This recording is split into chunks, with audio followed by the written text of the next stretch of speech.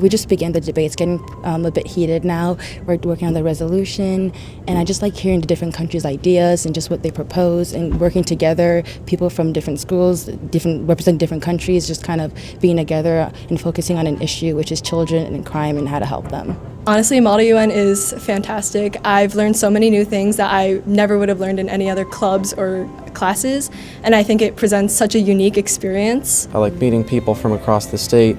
I just love meeting people who are interested in the same thing I am. It gives you a real insight in the world around you and what you can do to better the people around you.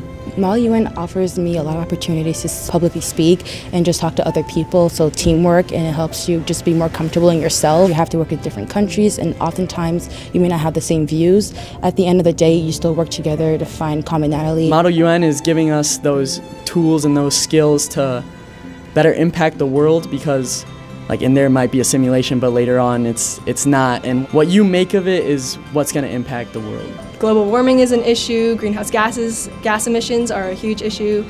Clearly, people have been hearing this all over the news, and I think we are taking big steps to solving the problem, and I'm hoping that this generation of even more involved kids and students will help reduce that issue completely. Our generation, we can impact it a lot. Even if we impact it in our schools or even in our state, whatever town, I think all together we just inspire each other. I think it's kind of chaotic right now, the state of the world, but I think we have a nice generation of leaders coming up, so I think we're gonna change. Say, not everyone turns on the news at dinner or in the morning. They're not knowing what's going around in the world around them. They might just know the news in their town and their state, but they don't know exactly what's going on in, say, Cuba, Monaco, Spain, Italy, and that those are real people. Those are the people in the world around us. We're all human together. Educating ourselves on topics throughout the entire world will help to benefit our community in the future.